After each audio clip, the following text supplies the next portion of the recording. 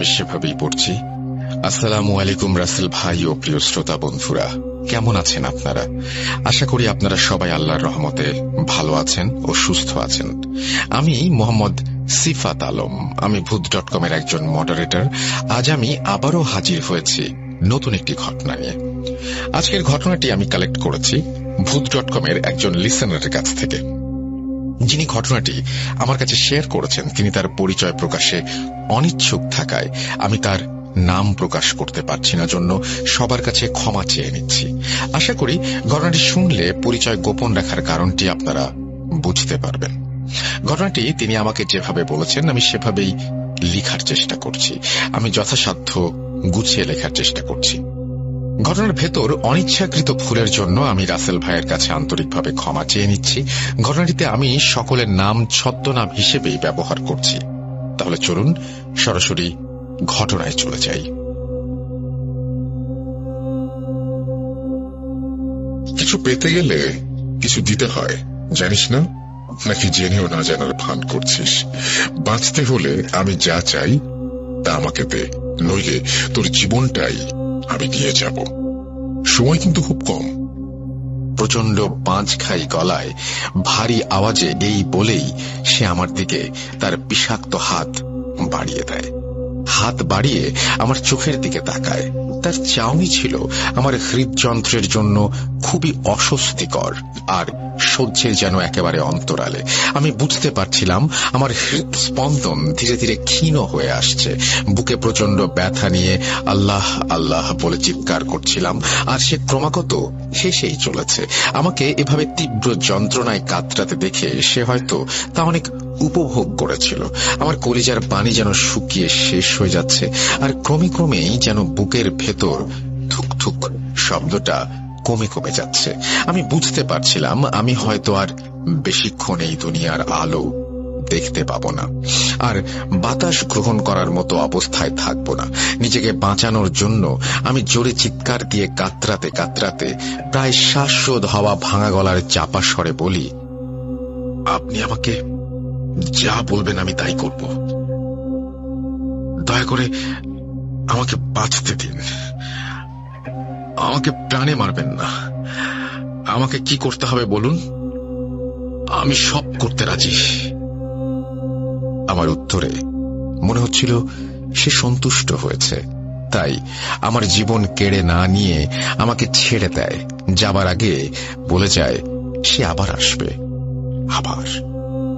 আবার সেই বিভীষিকাময় সময় নিয়ে আমার জীবনের কালো অধ্যায় হয়ে সে হাজির হবে। আমি নিজেকে প্রস্তুত করতে চাচ্ছিলাম, কিন্তু লাভ কি? মৃত্যু যখন সামনে এসে বিজয়ের হাসি হাসে, তখন বেঁচে থাকার তুমুল ইচ্ছা সত্ত্বেও তার কাছে হার মানতে হয়। কি ঠিক বললাম তো?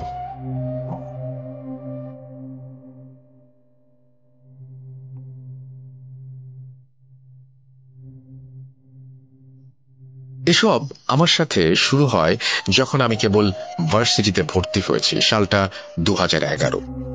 এই সালটা আমি আমার মৃত্যুর আগ পর্যন্ত কোনোভাবেই ভুলতে পারবো না, কেননা আমাদের এই ছোট্ট কয়েকদিনের জীবনে মাঝে মাঝে এমন কিছু ঘটনা ঘটে যায় যা আমাদের মনের কোণে দাগ কেটে যায়। এবারে আমার পরিচয় দিয়ে দিই। আমি কবির, ছদ্মনাম। আমি পেশায় একজন আর্কিটেক্ট। বর্তমানে আমি একটি বেসরকারি প্রতিষ্ঠানে ভালো একটি অবস্থানে চাকরিরত অবস্থায় আছি। আমার জীবনের এই কালো অধ্যায়ের শুরু যেভাবে হয়েছে আমি সেভাবেই বলছি। আমার পরিবারে আমার বাবা মা, আমার এক বড় বোন আছে। আমার বোনের নাম তরি। আমি পরিবারের সবার ছোট হওয়ায় সবার আদর ভালোবাসাও পেতাম অনেক বেশি। আমার বোন আমাকে অনেক বেশি ভালোবাসত। আমার বোন আমার থেকে 4 বছরের বড়। তিনি একজন ডাক্তার। আমার ঘটনার সাথে আমার বোন সরাসরিভাবেই যুক্ত। আমি পরিবারের সব থেকে ছোট সদস্য হওয়ায় ভালোবাসার পাশাপাশি আমার বোনের কাছ থেকে প্রায় সবসময় কিছু না কিছু উপহারও পেতাম। আমার জন্মদিন হলে তো কথাই নেই। আমার জন্মদিনে আমাকে কিছু দেবার জন্য পুরোটা বছর আমার বোন নিজের হাত খরচ থেকে যে কটা টাকা জমাতো তা খরচ করে আমার জন্য অনেক সুন্দর সুন্দর উপহার কিনত। আমি অবাক হয়ে যেতাম, কেননা সে নিজেও তখন মেডিকেল কলেজে পড়াশোনা করছে। তবুও এতভাবে কষ্ট করে টাকা জমিয়ে অনেক দামি দামি সব উপহার নিয়ে আসতো। আমি অনেক খুশি হতাম এতে। আমার 21তম জন্মদিনের আগে আমাকে আমার বোন কাছে এসে জিজ্ঞাসা করে, তো তোর তো আর 4 দিন পরে জন্মদিন, কি চাস আমার কাছে? দেখে তুই 21 বছরে পা দিচ্ছিস, বিশ্বাস হয় না। কত ছোট ছিলি তুই। আচ্ছা বলতো কি চাই তোর? তোর না ছোটবেলা থেকেই বাইকের প্রতি নেশা? বাবাকে আমি তোর বাইকের শখের কথা বলেছি জানিস। বাবা তোকে বাইক কিনে দিতে রাজি না থাকলেও আমি রাজি করিয়েছি। তোর 21তম জন্মদিনে এটাই আমাদের তরফ থেকে তোর উপহার। আমার বোনের কথা শুনে আমি আনন্দে আত্মহারা হয়ে যাই, কেননা আমার একটা বাইকের শখ ছিল অনেক দিনের। বাবাকে 1000 বার বলেও মানাতে পারিনি, কিন্তু আমার বোন কি করে আমার বাবাকে মানিয়ে নিল কে জানে। দেখতে দেখতে এসে পড়ল 14 জুলাই 2011। সেদিন ছিল আমার জন্মদিন। আপু আমার জন্মদিনের 2 দিন আগে তার হলে গিয়েছিল। আসার পথে আমার জন্য কেক নিয়ে আসে। বাবা অফিস থেকে বাড়ি ফিরলে আমরা সবাই মিলে একসাথে কেক কাটি। কিন্তু এবারে একটা ব্যাপার আমার কাছে কিছুটা অবাক লাগে। এর আগে প্রতিবার আমার জন্মদিনে আমার বোন আমার গায়ে কেক মাখিয়ে দিয়েছে, কিন্তু এবার যেন আমি ভিন্ন এক চিত্র লক্ষ্য করি। আমার বোন বেশি কিছু না বলেই নিজের রুমে চলে যায়। আমি তাকে অনেক ডাকি, কিন্তু সে শরীর খারাপের বাহানা দিয়ে চলে যায়। আমার বাবা আমাকে নতুন বাইকের চাবি দিলে আমি আমার বোনকে সেটা দেখানোর জন্য তার রুমে যাই, কিন্তু তার রুম ভেতর থেকে লক করা। এরকমটা আমার বোন আগে কখনোই করেনি। আমি ভাবলাম হয়তোবা আমার জন্য সারপ্রাইজ হিসেবে কিছু আছে, এসেছে লুকিয়ে লুকিয়ে। মনে মনে আমি খুশি হচ্ছিলাম। এসব ভাবতে ভাবতে আমি দরজায় নক দিতে আমার বোন বের হয়ে আসে। রুম থেকে বের হতে আমি দেখি তার হাতে অতি সুন্দর কাঠের কারুকার্য করা একটি বাক্স। বাক্সটি দেখে আমার প্রচন্ড ভালো লাগে, আর খুশি হয়ে আপুকে বলি, আরে আরে এত সুন্দর বাক্স পেলে কোথায়? আমার জন্য এনেছ? আমার কথা শুনে আপু কিছুটা গম্ভীর হয়ে যান। তিনি কিছুক্ষণ চুপ থেকে আমাকে বলেন, আসলে বাক্সটা আমি আমার জন্য এনেছি, কিন্তু তোর যদি পছন্দ হয় তাহলে তুই নিতে পারিস, আমার আপত্তি নেই।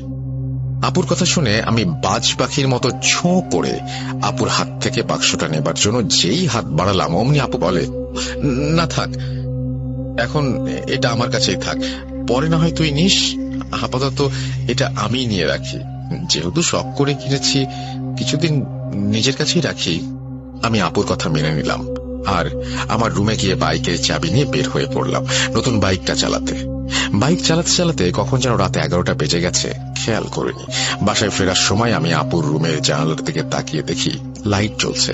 আমি বাইক রেখে বাসায় ঢুকবো এমন সময় দেখি আমার আপুর ছায়া জানালার পর্দায়, আর তাতে দেখা যাচ্ছে অদৃশ্য ছায়াবিহীন কিছু, মনে হচ্ছে আপুর গলা টিপে তাকে শূন্যে ভাসিয়ে রেখেছে। আমার আপু অনেক চেষ্টা করছে সেই জিনিসের হাত থেকে ছাড়িয়ে নিচে নেমে আসতে, কিন্তু কিছুতেই পারছে না। আমি সাথে সাথে বাড়িতে ঢুকে দৌড়ে আমার আপুর রুমে চলে যাই। রুমে গিয়ে দেখি আপু হাঁপাচ্ছে। আমি আপুকে যা যা দেখেছি সব বলি, আর কি হয়েছে জিজ্ঞেস করি। আপু বলে, না না, ও কিছু না, এমনি ঘুমিয়ে ঘুমিয়ে বাজে স্বপ্ন দেখছিলাম, জন্য ঘেমে গেছি আর হাঁপাচ্ছি। তুই এসব নিয়ে ভাবিস না, আর তুই কোথা থেকে কি দেখেছিস কে জানে, ওসব মনের ভুল। চল একসাথে খেয়ে আসি। আপুর কথা শুনে আমার মন কিছুতেই মানতে চাচ্ছিল না, কেননা আমি যা দেখেছি তা এতটাও অবাস্তব হতে পারে না। আমার নিজের চোখকে অবিশ্বাস করতে বলছে আপু, কিন্তু আমি কিছুতেই বিষয়টা মেনে নিতে পারছিলাম না। কিন্তু প্রমাণ তো নেই, আর তাই আমি অগত্যা মনের ভুল ভেবেই স্বাভাবিক হয়ে গেলাম। সেদিন রাতে খেয়ে আবার রুমে এসে ঘুমিয়ে যাই। রাতে আপুর চিৎকারে আমাদের ঘুম ভাঙে। আপুর রুমে গিয়ে দেখি আপু তার মতোই ঘুমাচ্ছে, কোনো সমস্যা নেই। এমনকি সে এমন চিৎকার শুনেও ঘুম থেকে ওঠেনি। আপুর রুম থেকে বের হয়ে আমি আর আমার বাবা মা কি হলো এসব নিয়ে কথা বলতে বলতে পুরো বাসা ঘুরে ঘুরে দেখছিলাম কোথাও কিছু হয়েছে কিনা। হঠাৎ আমি আমাদের রান্নাঘরে তাকাতেই দেখি আপু মাটিতে পড়ে আছে। আমি দ্রুত আমার বাবা মাকে ডাকি, আমরা আপুকে ধরাধরি করে তাকে রুমে নিয়ে আসি। কিন্তু অবাক করা ব্যাপার হচ্ছে, আমরা রুমে গিয়ে অন্য কিছুই দেখি যা একেবারেই প্রত্যাশা করিনি। আমরা দেখি আপু নিজের বিছানায় ঘুমাচ্ছে, আর আমরা এতক্ষণ যাকে ধরাধরি করে আনলাম সে কোথাও নেই। আমার মা আপুকে ডেকে তোলেন, আর কিছু হয়েছে কিনা জিজ্ঞাসা করেন, কিন্তু আপু বলে এতক্ষণ যা হয়েছে সে তার কোনো কিছুই জানে না। আমরা আপুর রুম থেকে বের হয়ে আসার সময় ভাবতে থাকি, আমরা সবাই এক জিনিস কিভাবে দেখলাম, এমন হলোই বা কিভাবে। এসব ভাবতে ভাবতেই আমরা আমাদের যে যার রুমে গিয়ে ঘুমিয়ে যাই। সকালে উঠে আমরা কেউই এসব নিয়ে আর কোনো কথাই বলিনি। মনে হয় আমরা সবাই এটাকে নিছক স্বপ্ন ভেবে ভুলে যেতে চাইছিলাম। আস্তে আস্তে সব স্বাভাবিক হয়ে যায় কয়েকদিনের মধ্যেই। কিন্তু আপু কেমন যেন বদলে গেছে। আগের মতো এত কথাও বলে না, আর নিজের রুমেই বসে থাকে, বের হয় না তেমন। আপুকে অনেকবার জিজ্ঞেস করলে সে বারবার বলতো তার সামনে পরীক্ষার জন্য সে পড়ালেখা নিয়ে ব্যস্ত। আমরাও আপুর কথা মেনে নিলাম। একটা কথা বলতে ভুলে গেছি, আর তা হচ্ছে আমাদের বাসায় আমরা ছাড়াও আরেকজন ছিল, তাকে আমরা খালা বলে ডাকতাম। তিনি আমাদের বাড়িতেই থাকতেন আর বাড়ির কাজকর্মে আমার মাকে সাহায্য করতেন। খালা আমাদের বাড়িতে কাজ করলেও তিনি যেন আমাদের পরিবারেরই এক সদস্য ছিলেন। টানা 2 মাস ছুটি কাটিয়ে সে ফিরে আসে আমার জন্মদিনের প্রায় 4-5 দিন পরে, অর্থাৎ যথারীতি সবকিছু স্বাভাবিকভাবে চলছিল তখন। আমরা সবাই একদিন রাতে ঘুম থেকে সকালে উঠে দেখি আমাদের ডাইনিং টেবিলে কোনো নাস্তাই নেই। আমরা বেশ অবাক হই, কেননা খালা প্রতিদিন সকালে ফজরের নামাজ পড়ে নাস্তা রেডি করে ফেলেন, কিন্তু আজ দেরি কেন বুঝতে পারছিলাম না। তাকে ডাকার জন্য আমার মা তার রুমে চলে যান। আমি আমার আব্বু ফ্রেশ হচ্ছিলাম, এমন সময় আমার মায়ের চিৎকারে আমরা দৌড়ে খালার রুমে চলে আসি। সেখানে গিয়ে যা দেখি তা আমরা কখনোই দেখতে চাইবো না। আমরা দেখি খালা বিছানায় মৃত অবস্থায় পড়ে আছেন। তার বিছানায় কেঁচোর মতো অনেকগুলো কালো কালো পোকা ছড়িয়ে ছিটিয়ে আছে। পোকাগুলো তার মুখ আর নাক থেকে বের হচ্ছে, আর খালার চোখ সম্পূর্ণ পোকায় ভরা ছিল, এবং পোকাগুলো দেখতে কেঁচোর মতো হলেও মুখগুলো ছিল কেমন যেন সুচলো। পোকাগুলো যেন খালার মৃতদেহকে তাদের আবাসস্থল আর খাবারের ঠিকানা বানিয়ে নিয়েছে। আমার বাবা ভয় পেয়ে পুলিশে খবর দেন। আমার বাবার এক বন্ধুই ছিলেন তৎকালীন আমাদের থানার কর্তব্যরত অফিসার। তিনি এসে সব পরীক্ষা নিরীক্ষা শেষ করে লাশ নিয়ে যাবার ব্যবস্থা করেন। আমার বাবাকে তিনি চিন্তা করতে মানা করেন। এরপর আমার খালার মৃতদেহের ময়নাতদন্ত করলে ভয়ঙ্কর তথ্য বেরিয়ে আসে সকলের সামনে। আমার খালার শরীরের ভেতর ছিল ঝাঁকে ঝাঁকে সেই কেঁচোর মতো পোকা। পোকাগুলো তার ভেতরে সব অর্গান একেবারে নষ্ট করে ফেলেছিল। কিন্তু এমনটা কিভাবে সম্ভব, ডাক্তাররাও তাতে অবাক। যেহেতু এরকম একটি অস্বাভাবিক ঘটনা ঘটেছিল, তাই এসব নিয়ে আর কোনো পুলিশি কেস হয়নি। আর এই 1 সপ্তাহ পরে আমার আপু আমার রুমে আসে। আমি দেখি সে হাতে করে সেই কাঠের বাক্স নিয়ে এসেছে। আপুর হাতে সেই কাঠের বাক্স দেখে আমি অনেক খুশি হই, কেননা বাক্সটা আমার অনেক পছন্দ হয়েছিল। আপু আমাকে বাক্সটা দিয়ে বলে, নে, আজ থেকে এটা তোর, তুই এই বাক্সের মালিক, এই বাক্সের যাবতীয় দায় দায়িত্ব আজ থেকে তোর। এসব বলে আপু তড়িৎ বেগে আমার রুম থেকে চলে যায়। আপুর কথা বলার ভঙ্গিমা আমার কাছে কেন যেন স্বাভাবিক মনে হচ্ছিল না। দায় দায়িত্ব আমার বলতে কি বোঝাতে যাচ্ছে আপু? অনেক ভেবেও আমি বুঝতে পারলাম না। তবে বাক্স পাবার আনন্দে আমি আর অন্য কোনো কিছুই ভাবিনি। আপু আমাকে বাক্স দিয়ে তার রুমে চলে যায়। আমিও আমার ঘড়ি আর ওয়ালেট সেই বাক্সে রাখা শুরু করি। কিন্তু অস্বাভাবিক ব্যাপার হচ্ছে, বাক্সটা পাবার পর থেকেই আমি প্রতি রাতেই খুব বাজে ধরনের স্বপ্ন দেখতে শুরু করি, যার কোনো আগা মাথা কিছুই নেই। স্বপ্ন দেখে আমি প্রচন্ড ঘেমে যেতাম, আর মনে হতো আমি খুব হাঁপাচ্ছি। প্রথম কয়েকদিন এভাবেই চলে সব। আমি সবাইকে সব জানাবো করেও আর জানাইনি। এমনিতেই মা হার্টের পেশেন্ট, তাই তাকে আর খামোখা দুশ্চিন্তায় ফেলতে চায়নি। এভাবেই আমার দিনকাল বাজে স্বপ্নগুলোর সাথে কেটে যেতে থাকে। কিন্তু এই নিয়ম ভঙ্গ করে একদিন রাতে আমার সামনে হাজির হয় এক অবয়ব। অবয়বটার মাথা ছিল পাটের বস্তার মতো, একটা মুখোশের মতো অনেকটা, এবং তার চেহারা দেখা যাচ্ছিল না। তার চোখ দুটো ছিল অনেক বড়। তার সেই বিশাল চোখগুলো যেন আগুনের গোলার মতোই জ্বলছিল। তার হাতে ছিল একটি লাঠি, যা লাঠি হলেও আসলে ছিল এক জীবন্ত সাপ। আমার দিকে প্রচন্ড ভারী গলায় সে বলতে শুরু করলো যে এই বাক্স এখন থেকে তোর কাছে, মানে তুই আমার কথা শুনবি, তোকে আমি যা বলবো তাই করতে হবে, তাহলে তুই বেঁচে যাবি, কিন্তু না করলে তোর মৃত্যু সুনিশ্চিত। আমি তার কথা শুনে ভয়ে সজোরে চিৎকার দেই, কিন্তু আমার মুখ দিয়ে কোনো শব্দ বের হয় না।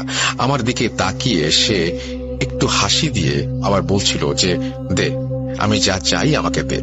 আর ব্যাকগ্রাউন্ডে যেন অনেক বিকৃত হাসির শব্দ পাওয়া যাচ্ছিল এবং আমার আত্মার ভেতর থেকে খোঁচা মেরে যাচ্ছিল। আমি ভয়ে হিতাহিত জ্ঞান হারিয়ে পাগলের মতো এদিক ওদিক ছুটে বেড়াচ্ছিলাম। হঠাৎ কারো সঙ্গে ধাক্কা লেগে আমি মাটিতে পড়ে যাই আর দেখি আমার সামনে সেই অবয়ব দাঁড়িয়ে আছে। তার হাতে থাকা লাঠির মতো সেই প্রাণীটা আমার দিকে ফোঁস করে ফনা তুলেছে এবং আমাকে গ্রাস করে নেবে। আর আমার আশেপাশেই বাতাস সব ভারী হয়ে যাচ্ছিল। আমি আর নিতে পারছিলাম না। আমি সেই হাসির আওয়াজে অপ্রকৃতস্থ হয়ে যাচ্ছিলাম। এইসব চলতে চলতে কখন যে মাটিতে লুটিয়ে পড়ে জ্ঞান হারিয়েছি আমি জানি না। আমার জ্ঞান ফিরলে আমি দেখি আমি মাটিতেই পড়ে আছি। ঘড়িতে সময় তখন 3:55। আমি নিজের রুমে ফিরে যাই। এভাবে আতঙ্কের মধ্যে আমার একটি দিন 10 বছরের মতো যেন লম্বা হয়ে গিয়েছিল। আমি না পারছিলাম কিছু করতে, না পারছি কাউকে কিছু বলতে। ভেতরে ভেতরে যেন আমি জাহান্নামের দরজার সামনে তাপ অনুভব করতে পারছিলাম, কেননা এইসব জাহান্নাম থেকে কোনো অংশে কোনো কিছু আমার জন্য কম না। আস্তে আস্তে 2 দিন কেটে যায়। আমি রাতের বেলা আমার রুমের কোনায় গুটিসুটি হয়ে প্রচন্ড গরমেও কম্বল মুড়ি দিয়ে বসে আছি। হঠাৎ করেই যেন আকাশ বাতাস ভারী হয়ে যায় সেই অট্টহাসিতে। আমার আত্মা কেঁপে ওঠে। আমার সামনে দণ্ডায়মান সে অবয়ব আমার সাথে সে আবারও কথা বলে এবং আমি তার কাছে আকুতি মিনতি করতে থাকি আমাকে না মারার জন্য। আমি তার কাছে আমার প্রাণ ভিক্ষা চাই, কিন্তু সে আমার কথা শুনে আরো জোরে হুঙ্কার দেয় এবং আমার সাথে কথা বলে এবং সে বলে যে কিছু পেতে হলে নাকি কিছু দিতে হয় এবং সে আমাকে জানিয়ে দেয় যে আমার সময় খুব কম। তার কথা শেষ লাইনটা আমাকে যেন জীবন মৃত্যুর সন্ধিক্ষণে দাঁড় করিয়ে দেয় এবং তিনি আমাকে যেটা বলেন সেটা হচ্ছে যে কোনো একজনের প্রাণ আমাকে দিতে হবে। ওকে, ঠিক আছে, তার প্রাণ আমাকে উৎসর্গ করলি তুই, আমি তোর উপরে খুশি হয়েছি, খুশি হয়ে তোকে আমি জীবন ভিক্ষা দিচ্ছি। এই বলে সে চলে যায়। আমি সেদিন রাতে কেঁদেছি অনেক। চোখের অশ্রুর স্বাদ যে এত লবণাক্ত তা হয়তো এতদিন আমি আসলেই জানতে পারতাম না। সকালে মা আমাকে ডেকে ভার্সিটিতে যেতে বলে, কিন্তু আমি মাকে জড়িয়ে ধরে কেঁদে দেই। আমার মা কি হয়েছে জিজ্ঞাসা করলে আমি বলি, মা, আজ আমরা একটা দুঃসংবাদ পাবো মনে হয়। কাল রাতে স্বপ্নে দেখেছি আমাদের নিকট কোনো আত্মীয় মারা গেছে। আমার কথা শুনে আমার মা আমাকে স্বপ্ন সত্যি হয় না বলে সান্ত্বনা দেন, কিন্তু আমার মা তো আর জানে না যে নিজের জীবন বাঁচাতে আমি নিজেই আমারই এক আত্মীয়র মৃত্যুর পরোয়ানা নিজ হাতে লিখেছি। নিজেকে বাঁচাতে আমি মৃত্যুর মুখে ঠেলে দিয়েছি কাউকে। কথায় কথায় জান বাঁচানো ফরজ। নিজের ফরজ কাজ করতে গিয়ে অন্যের ফরজ আদায় করার কোনো রাস্তাই আমি ছাড়িনি। আমি খুনি, নিজেকে আদলেই খুনি মনে হচ্ছিল আমার। এসব ভাবতে ভাবতেই ফোন আসে আমার বাসায়। আমার মামির মা মারা গেছেন। তার মুখ আর নাক দিয়ে এই কেঁচোর মতন পোকা বের হচ্ছিল। এই কথা শুনে আমার মা আমার দিকে হাঁ করে তাকিয়ে থাকেন। আমি আগে কিভাবে জানলাম জিজ্ঞাসা করেন, কিন্তু কি উত্তর দেব আমি? আমি তার মৃত্যুর পরোয়ানা লিখেছি তা বলবো? তাই আমি কিছু না বলে চুপ করেছিলাম। মায়ের কাছ থেকে এই কথা শুনে আমি বুঝতে পারি আমার বোন নিজের প্রাণ বাঁচাতে আমাদের বাসার কাজের খালাকে মৃত্যুর স্বাদ গ্রহণ করিয়ে দিয়েছে। আমি আপুর রুমে গিয়ে তাকে জড়িয়ে ধরে কাঁদতে শুরু করি। আমার আপুকে আমার কোনো কথাই খুলে বলতে হয়নি, কেননা সে সব জানে। তার সাথেও তো এই একই ব্যাপার। বাঁচতে আমরা অন্যের জীবনকে মূল্যহীন বানিয়ে দিয়েছিলাম। আপুর রুম থেকে এসে আমরা সবাই আমার মামির বাড়িতে রওনা দেই। রাস্তায় মা আমাকে অনেকবার জিজ্ঞাসা করেন বাসার খালা আর মামি এই দুজনই একইভাবে কিভাবে মারা গেলেন। আমি কিভাবে সেটা আগে জানলাম, কিন্তু আমি বরাবরের মতোই চুপ ছিলাম। মামির বাড়িতে গিয়ে আমার মামির লাশ দাফনের কাজ সম্পন্ন করলাম। সেদিন রাতে আবার সেই অবয়ব আমার সামনে আসে এবং সে আজকে নরম সুরে বলে যে সে আমার কাজে খুশি হয়েছে এবং সে বলে যে কিন্তু ছোট্ট একটা কাজ বাকি আছে, কাজটা করে দিয়ে মুক্ত হয়ে যাওয়া যাবে। তার কথা শুনে আমি প্রচন্ড রেগে যাই। বলি, কাজ? আর কি কাজ বাকি থাকতে পারে? দুজনের জীবন নিয়েও শান্তি হয়নি, আর কি চাই? এবং আমি বলি যে কেন এসব করছে সে অট্টহাসি দেয় একটা এবং আবার আমাকে বলে যে তার কাজ নিয়ে নাকি কেউ কখনো কোনোদিন কোনো প্রশ্ন করেনি এবং তার কাজ নিয়ে আমি আজকে জিজ্ঞাসা করেছি এবং আমার মনে এত ঘৃণা, তাই তাদের উত্তর দেওয়ার প্রয়োজন অনুভব করিনি এবং আমাকে বলছে যে আমার ভয় লাগে কিনা। এবং আমাকে দেখে তার মনে হয়েছে যে আমার সাহস আছে এবং সে তা আমার প্রশ্নের উত্তর দিতে চায় এবং সে জানায় যে তার ব্যাপারে জেনেও কোনো লাভ হবে না, তাই সে বলে যে তার বলতে কোনো ক্ষতি নেই। সে তারপরে জানায় যে বাক্সটা আছে, সেখানে ছিল আমার বসবাস, আমি এক ইহুদি জিন, আমার নাম বাবিল।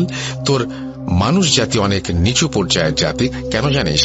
শোন তবে, আমার একজন পালক ছিল, আমাকে আর তার পরিবারকে নিয়ে সে বহু আগে তুরস্কে থাকত। তিনি আমাদের জন্য অনেক কিছু করেছেন। আজ আমার যত ক্ষমতা সব তারই দেয়া।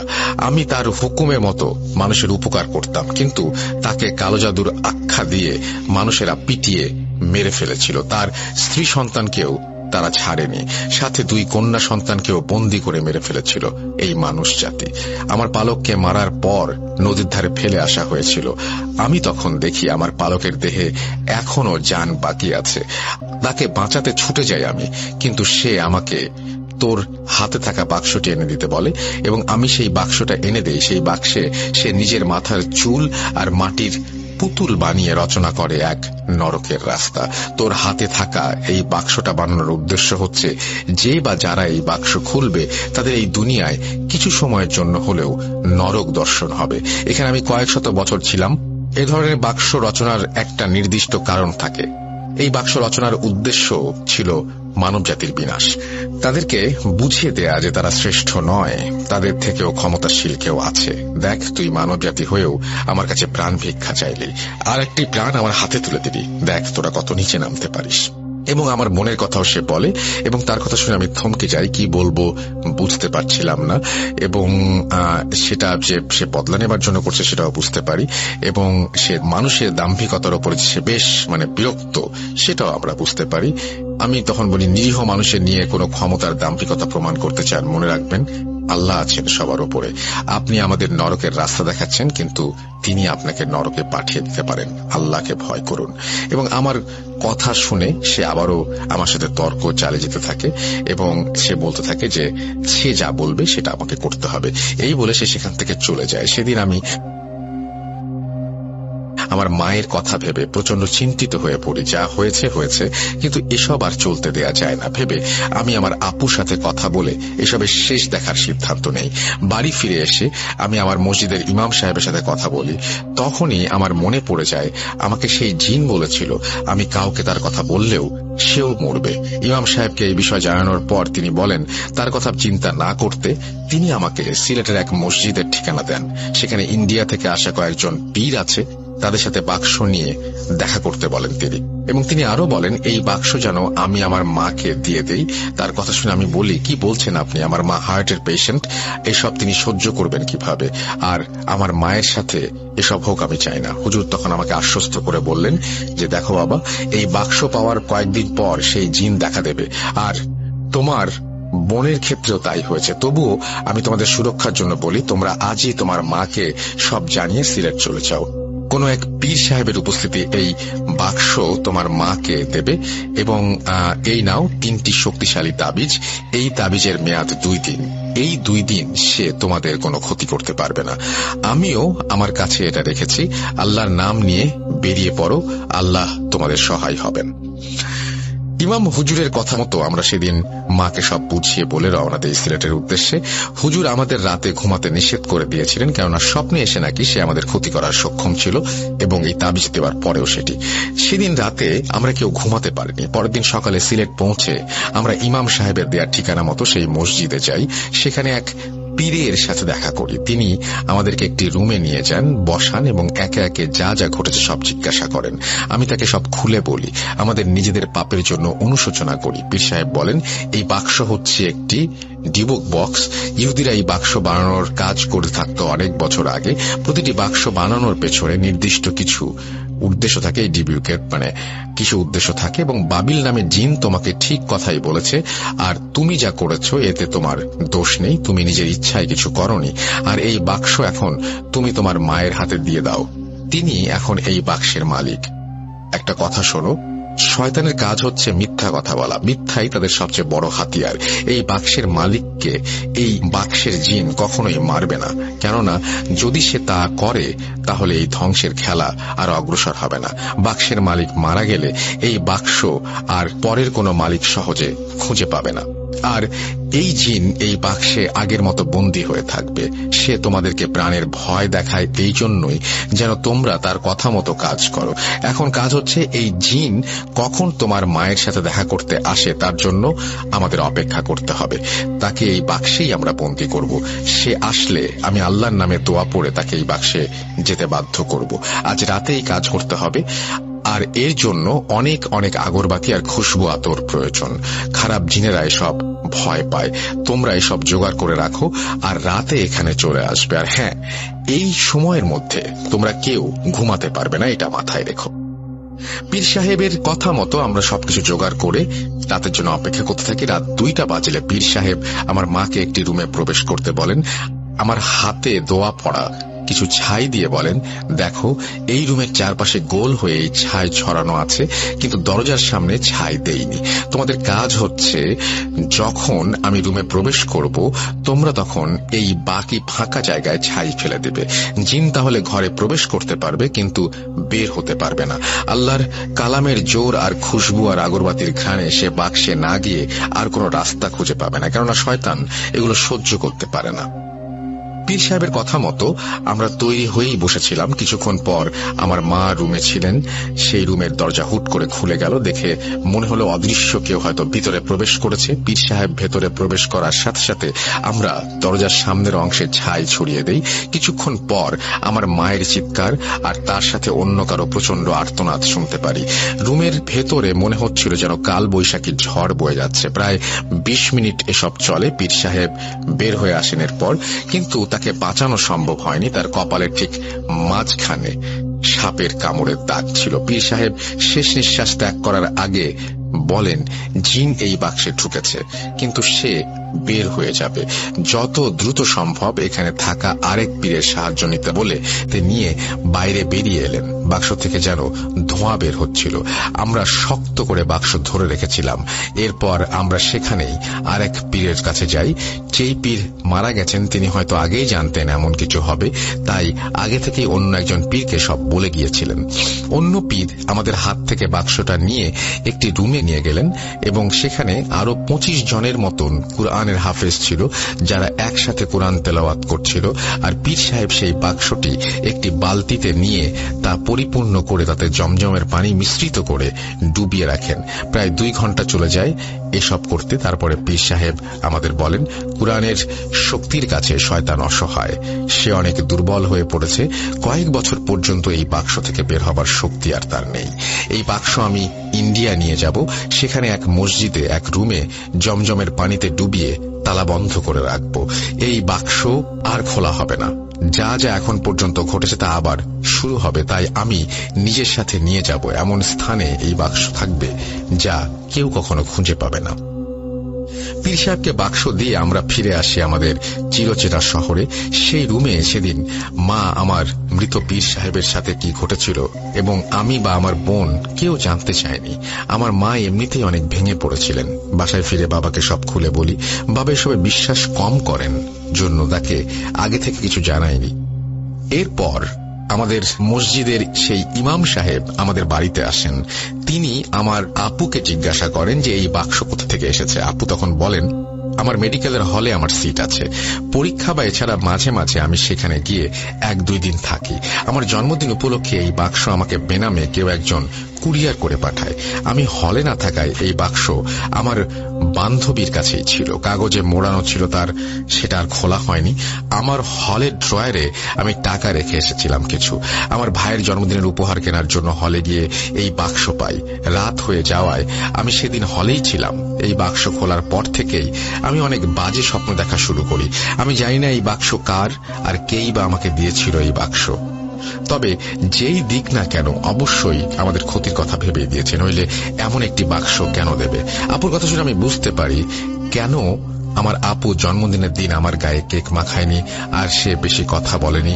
মন মরা হয়েছিল, তাকে একা রুমে থাকতে হয়েছিল সেদিন, এবং আমার কাছে সবকিছু পরিষ্কার হয়ে যায়। আল্লাহর অশেষ রহমতে আমরা এই বাক্স থেকে ছাড়া পাই।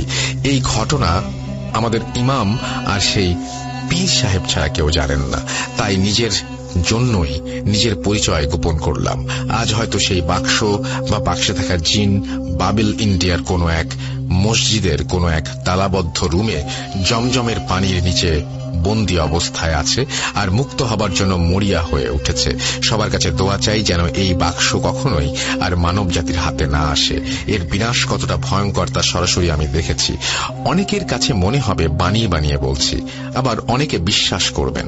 সবশেষে একটা কথাই বলবো, বিশ্বাস করা আর না করা আপনার একান্ত ব্যক্তিগত ব্যাপার, কিন্তু যার সাথে ঘটে সে বোঝে এর ভয়াবহতা কতটা খারাপের দিকে যেতে পারে। যে এন্টিটির কথা এখানে বলা হয়েছে তা এখনো এই পৃথিবীর বুকে অবস্থান করছে।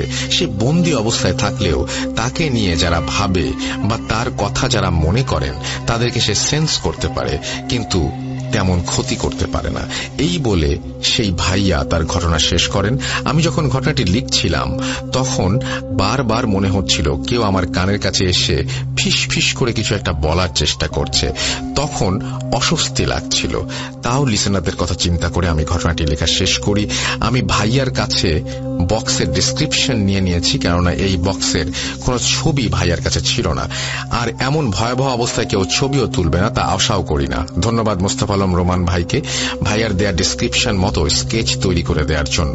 স্কেচটি প্রথমবার তৈরি করার পর রোমান কিছু সমস্যা ফেস করেছে, যা তার ভাষাতেই শুনুন। আসসালামু আলাইকুম রাসেল ভাই, প্রিয় শ্রোতা, আশা করি ভালো আছেন এবং সুস্থ আছেন। আমি সিফাত ভাইয়ের পাঠানো ঘটনাটি শুনে কেমন লেগেছে সেটা জিজ্ঞেস করার কোনো প্রয়োজন আছে বলে মনে করি না। ঘটনার কিছু অংশ আমি নিজেও প্রভাবিত হয়েছি বিধায় এটা লেখা। 17 জানুয়ারি রাত 1:49 মেসেঞ্জারে সিফাত ভাইয়ের মেসেজ, রোমান, নতুন একটা ঘটনা পেয়েছি, ডিবিউক বক্সের ঘটনা। ঘটনাটি যিনি আমার সাথে শেয়ার করেছেন তার কাছে সেই বাক্সের কোনো ছবি নেই, তাই আমার বর্ণনা অনুযায়ী তুমি যদি একটা বাক্স আঁকিয়ে দিতে তাহলে খুব খুশি হতাম। সিফাত ভাইয়ের কথা শুনে আমার বেশ ভালো লেগেছিল, কারণ তিনি আমার উপর ভরসা করেছেন। তাছাড়া ছবিটা আঁকিয়ে দিলে আমিও তার ঘটনার একটা অংশ হতে পারবো, কিন্তু ভাবিনি এই ঘটনার অংশ হতে গিয়ে এত অদ্ভুত পরিস্থিতির সম্মুখীন হতে হবে। যাই হোক, আমি খুশি মনে রাজি হয়ে যাই এবং এই রাতেই তার বর্ণনা অনুযায়ী আঁকতে বসে পড়ি। তবে সকালে ক্লাস ছিল বিধায় ছবিটা কমপ্লিট করতে পারিনি। দুপুরে ভার্সিটি থেকে ফেরার পর খাওয়া দাওয়া সেরে আবারও ছবিটা আঁকতে বসি। বিকেল নাগাদ কমপ্লিট করে সিফাত ভাইকে পাঠিয়েও দেই।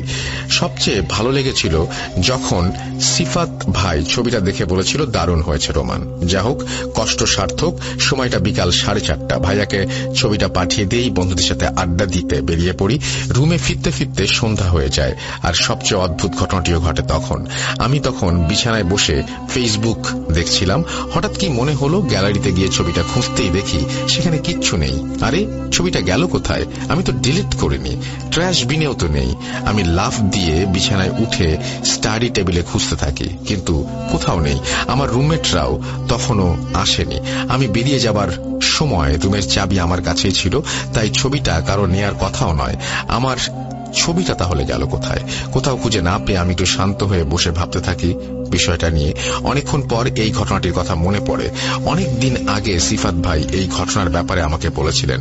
বুঝতে আর বাকি রইল না আমার সাথেটা কি ঘটল, তাই দেরি না করে সাবিত সিফাত ভাইকে ব্যাপারটা জানাই। আমার মতো তারাও প্রথমে একটু ঘাবড়ে গিয়েছিলেন আর ছবিটা দিতে মানা করেছিলেন, কিন্তু আমার জন্য এই ঘটনার রহস্য ভেদ করাটা খুব জরুরি ছিল। তাই তাদের সাথে আলোচনার ভিত্তিতে ছবিটা নতুন করে আঁকানোর সিদ্ধান্ত নেই। মূলত এই ছিল আমার সাথে ঘটা ছোট্ট একটি ঘটনা। সবাই ভালো থাকবেন, সুস্থ থাকবেন এবং মোস্ট ইম্পর্টেন্টলি ভূত.com-এর সাথে থাকবেন। আসসালামু আলাইকুম। এই ছিল রোমানের বক্তব্য। ছবিটা আঁকা শেষ হলে এপিসোড শেষে আপনারা গ্রুপ বা পেজে পেয়ে যাবেন। আর অসংখ্য ধন্যবাদ সাবিত আলমকে আমাকে ঘটনাটি সাজানোর সাহায্য করার জন্য।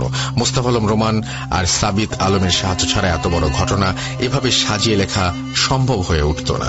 ধন্যবাদ রাসেল ভাইকে ঘটনাটি শেষ করার জন্য। আজ এই পর্যন্তই। আবার হাজির হব আগামী কোনো এপিসোডে। ততদিন সবাই ভালো থাকবেন আর সুস্থ থাকবেন, আর মোস্ট ইম্পর্টেন্টলি ভূত.com এর সাথে থাকবেন। সবাইকে ধন্যবাদ জানিয়ে আমি সিফাত আলম আজ বিদায় নিচ্ছি। এরপর তিনি তার নাম লিখেছেন এবং ফোন নাম্বার দিয়েছেন। থ্যাংক ইউ সিফাত, আপনার ঘটনার জন্য আপনাকে ধন্যবাদ। আমরা চলে যাব আমাদের পরের ঘটনায়।